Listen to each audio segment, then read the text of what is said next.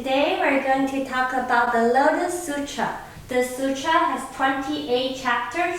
We're going to have 4 classes throughout this year to complete the sutra. Today we're going to talk about chapter 1 through 7. This sutra is the king of all sutras. It's talking about the one Buddha vehicle. Through the title, we can understand the meaning of the sutra. When the flower blooms, the lotus appears. Usually, a plant has the flower first. Then we have the fruits. Lotus flower is a special flower. When the flower is blooming, the lotus seed, the fruit is already in there. That is telling us the cause and the result of Buddhahood. It's all right here and right now in our pure mind. This is called our Buddha essence, our true essence. This is the meaning of the sutra. In terms of the Dharma, we call this open the provisional to reveal the real. Buddha have a lot of Dharma disclosed in his 49 years of teaching. At the end, he said in this Lotus Sutra, all the things I taught you before, they are only provincial ways. Skillful means to let you learn the Dharma due to your different capacities. But what I really want to reveal in my Dharma is the real Dharma, that you have the Dharmakaya, the Buddha nature, just like me. So he wants you to have his vision and his knowledge, the Buddha's wisdom. This is what all the stories in this 28 chapters is telling us. So we will have strong faith in our true nature. Chapter 1 is the introduction. The Buddha now puts forth bright light to help reveal the meaning of the ultimate reality. There is only one ultimate reality. That is the reality of our true, pure, perfect mind. Buddha puts forth bright light, this auspicious sign of this bright light that the disciples never seen before. It's telling us an incredible, great Dharma is going to be expanded.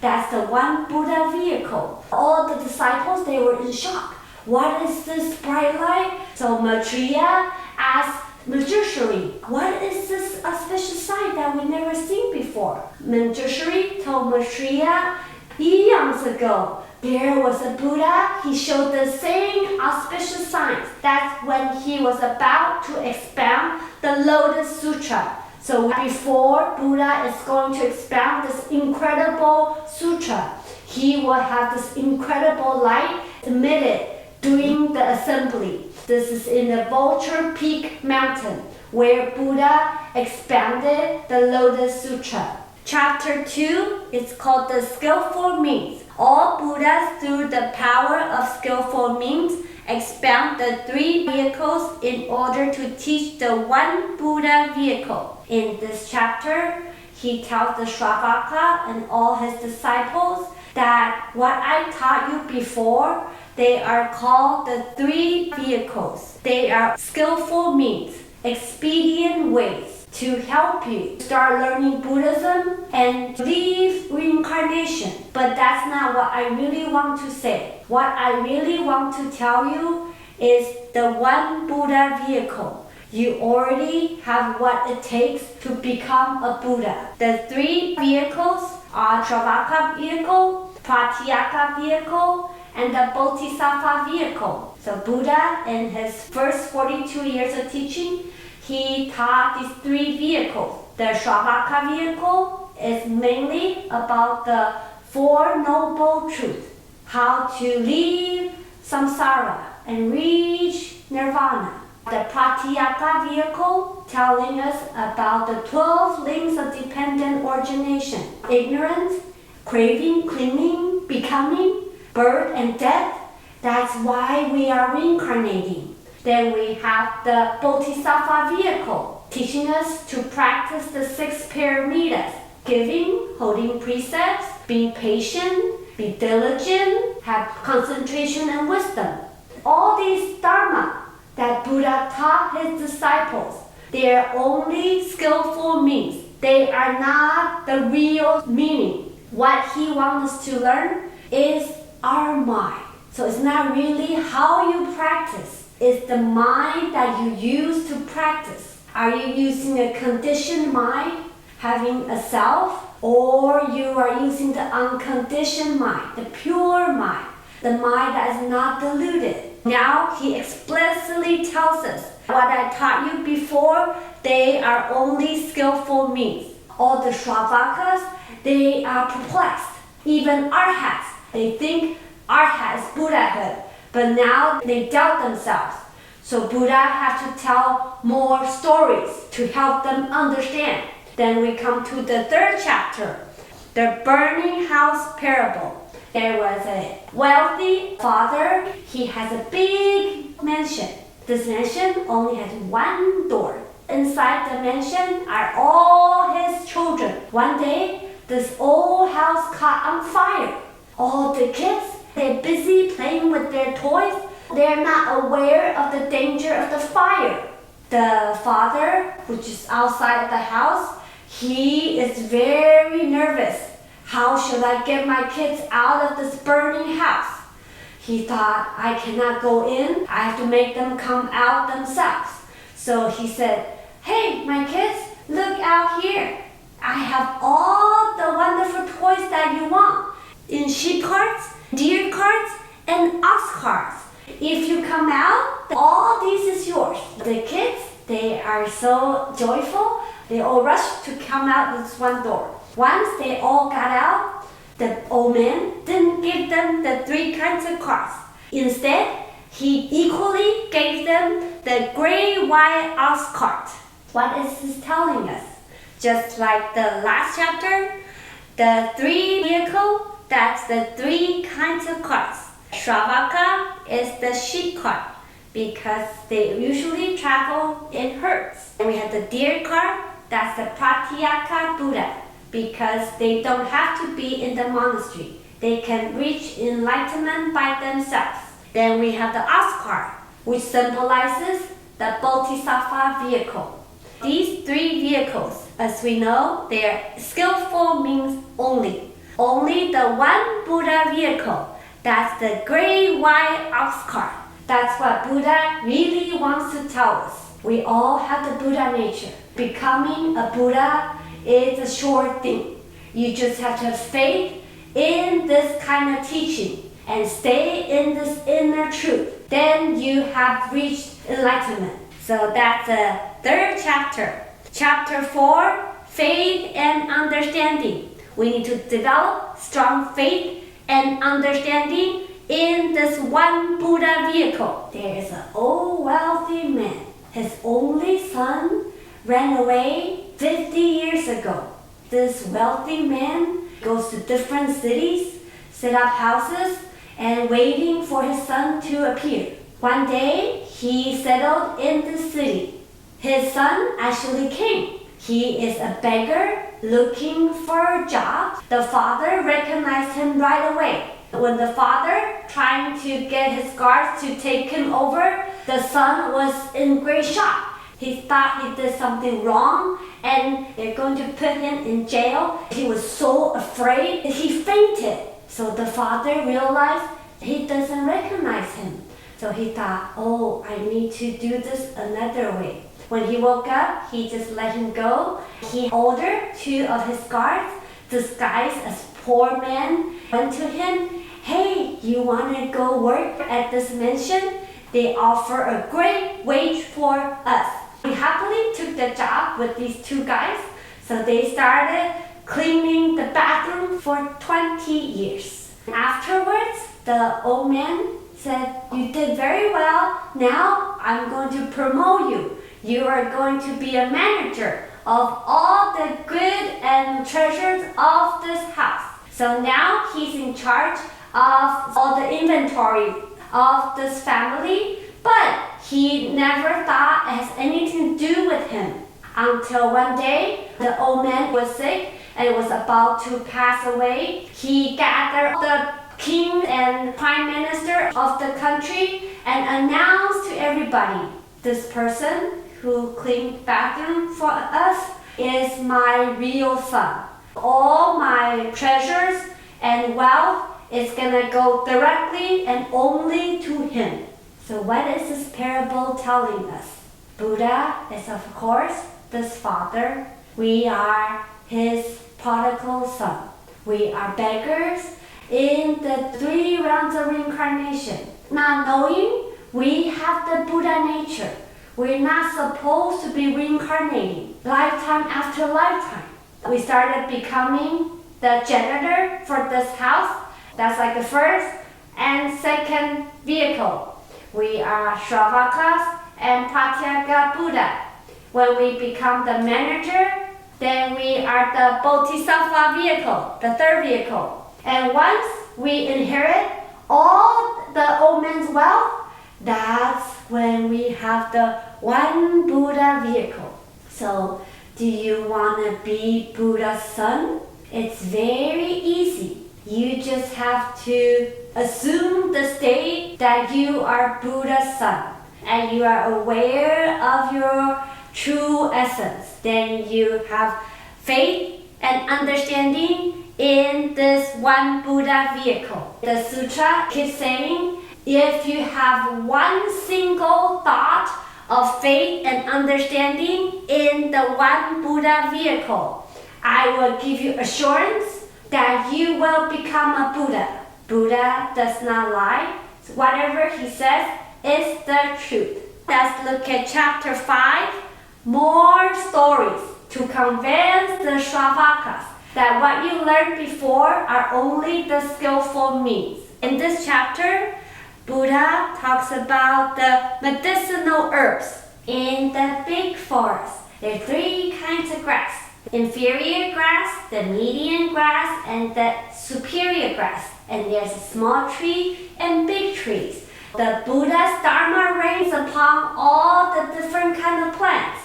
But the different kind of plants, they receive the rainfall differently based on their capacity. But they all moisturize by the same rainfall. And they are all growing from this one ground. The 3 herbs and the 2 trees symbolizes the 3 vehicles, the expedient ways.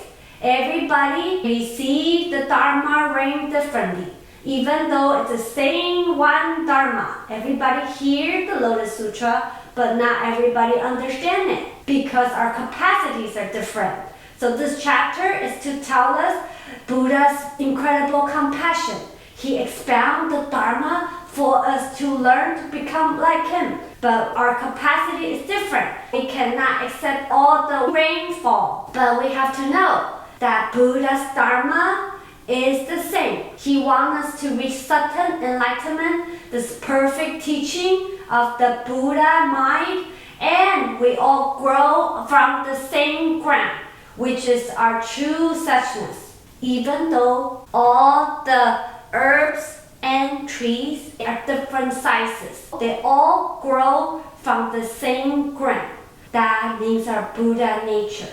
The cause and the fruition has always been there. So that is to tell us the expedient way and the real, they are not different from one another. So it doesn't matter what you learned before. It can be 4 Noble Truths, it can be 12 links of dependent origination, it can be 6 Paramita.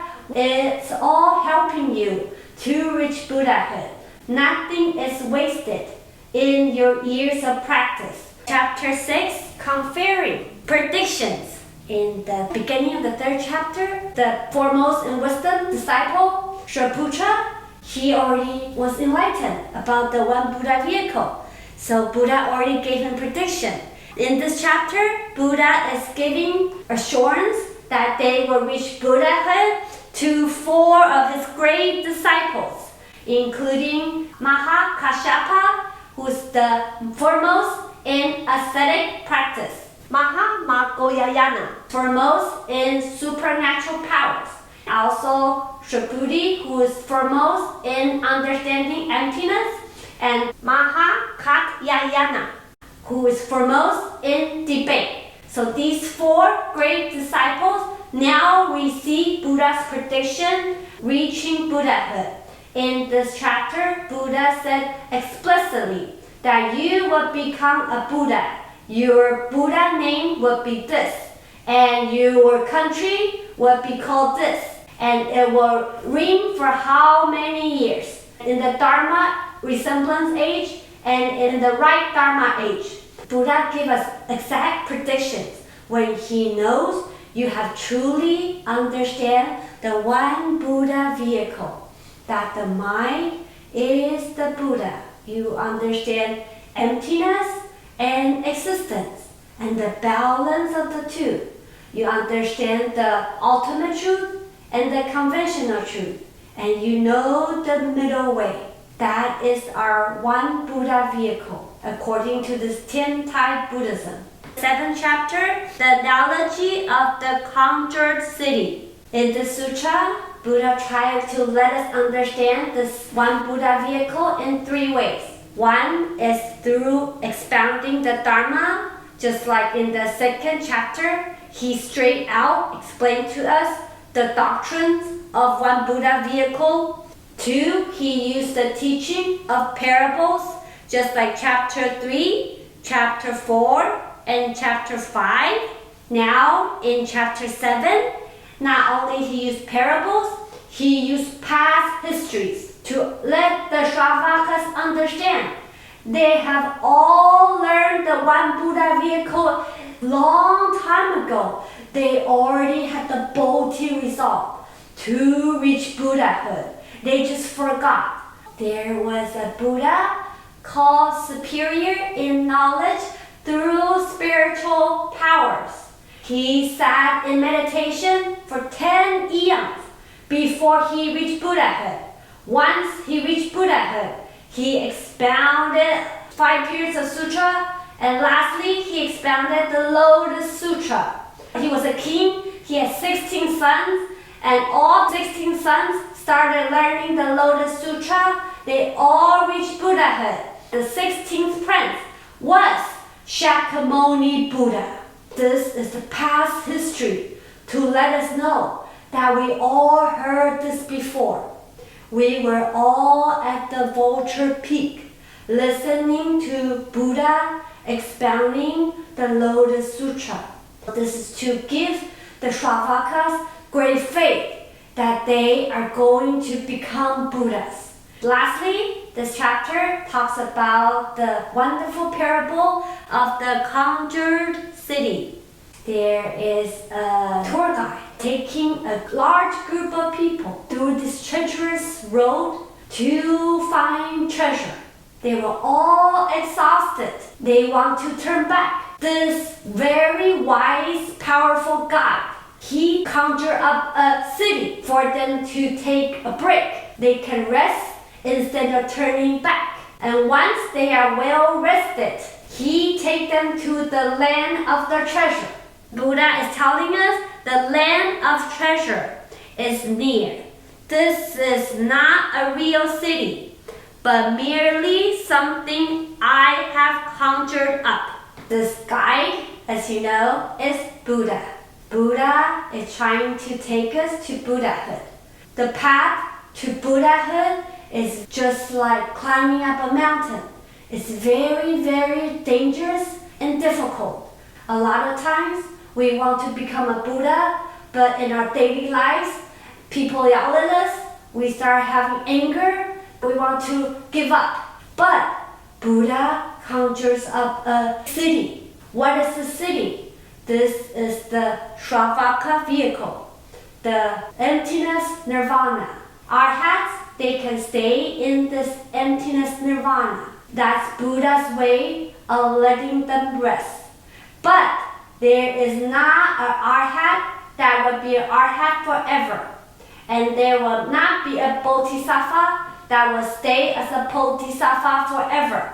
Eventually, they will all reach Aniltaro Sammyo Sambodhi, ultimate Buddhahood. So this parable is telling us, do not give up. Buddha is trying his best to let us learn all 3 vehicles, so we will not give up in our path of cultivation, and eventually we will reach Buddhahood. This is a sutra that let us see what Buddhahood looks like and become Buddha's son. We all have the same Buddha nature. We just have to assume the inner state. Then practicing is actually very easy and flexible. No practice that is not a good practice. Once you build up the right views, then cultivation is really easy. This is the class for today. Thank you for listening. I will see you in the next class. Amida.